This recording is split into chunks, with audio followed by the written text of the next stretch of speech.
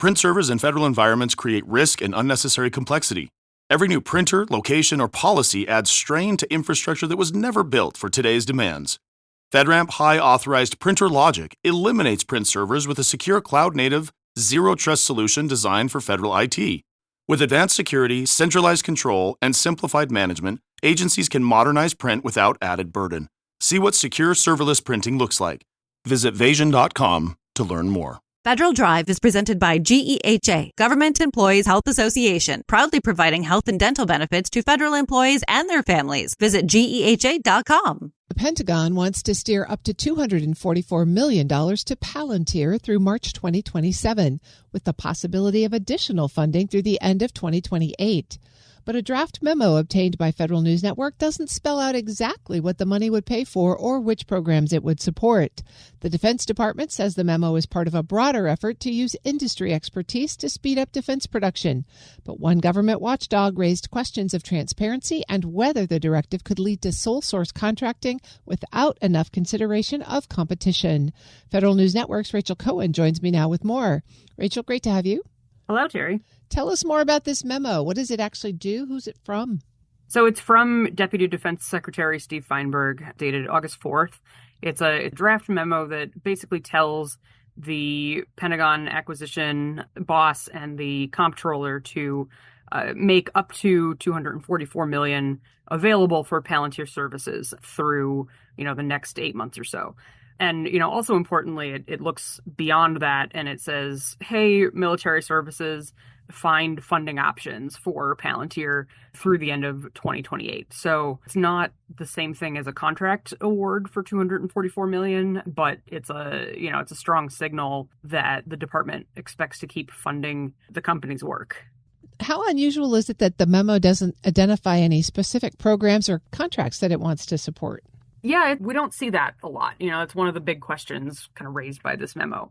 It's a little difficult from the outside to know exactly what they want to buy, if that's something that they already use, like Maven, or if there's another project that it would go towards.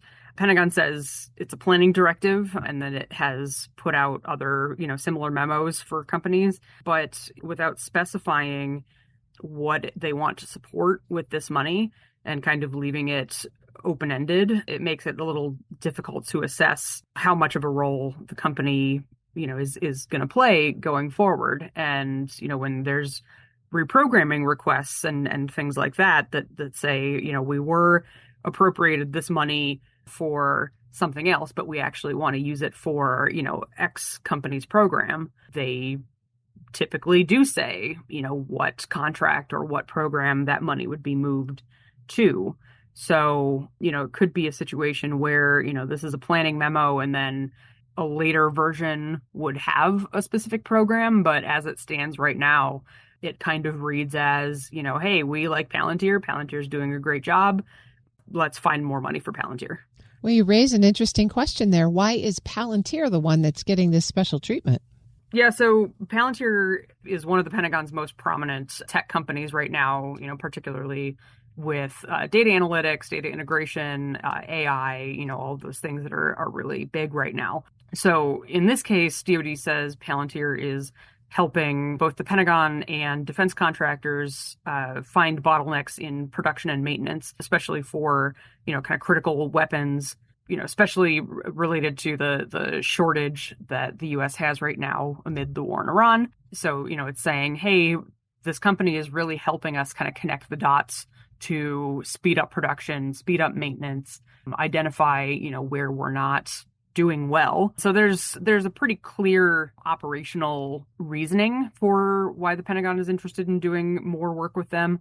The question isn't necessarily whether Palantir has useful products. It's just whether the usefulness justifies directing a ton of future work toward one company without more transparency about what the government is buying and, without a more kind of full and open competition process. The Pentagon says this is related to its new bond initiative. Tell us what that is and how they might be connected. So bond started in February, or I guess was announced in February. It is, described as the Pentagon leaning on private sector execs to help it reform acquisition. So bringing in these high-level people with a lot of business experience and saying, where can we do better? What policies need to change, what technology needs to change, and really, giving them more of a front row seat than I think past administrations have done. Obviously, industry always has their ear to a certain degree, but this really focuses more on commercial sector best practices. So, it appears, just judging by the Pentagon's response to this, which is, this reflects kind of our broader work through Bond. It appears that the folks that they're working with from industry, maybe have a more direct line to funding as a result of those conversations that aren't necessarily public. Whatever discussions they're having about what to change, what to do better, it appears to be translating into maybe sort of open-ended work orders. That approach to acquisition prioritization is pretty unusual. Are you hearing much about concerns about this approach? Yeah, so I talked to one person at the Project on Government Oversight, who's a big federal watchdog here in Washington. And so their defense leader, Greg Williams, said you would expect the department to have a clear justification for essentially sole sourcing work like this. The memo doesn't say, hey, we need X, Y, and Z capabilities, and we're going to see who from industry can give them to us. It says, we like the work that Palantir does, and we want to find money for it. So, it doesn't necessarily mean that the Pentagon is violating procurement rules.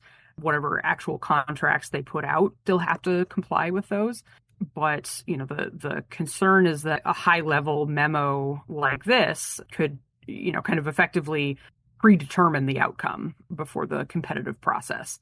And, part of that is because they are looking for ways to streamline acquisition, right? And have it not take as long, have it not include so many hoops that both government and companies have to jump through. But, the watchdog community is saying, all right, but that stuff is there for a reason. Rachel, you've mentioned that this is a draft memo. So what do you think happens next? Might it be refined based on some input and oversight, or is it going to go forward? Yeah, they could just put a bow on it and say it's good as is. They could tweak, some of the dollar figures in it. They could add in specifics about what it could be used for.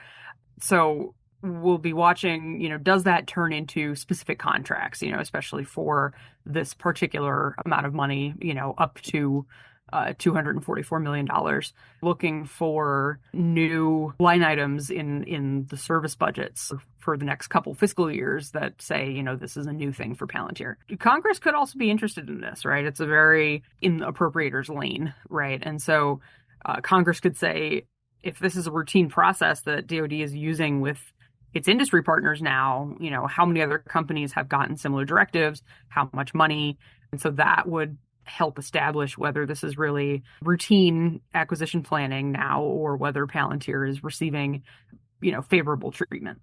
That's Federal News Network's Rachel Cohen. Rachel, thanks for sharing this story with us. Yeah, thank you. You can find her full story at federalnewsnetwork.com.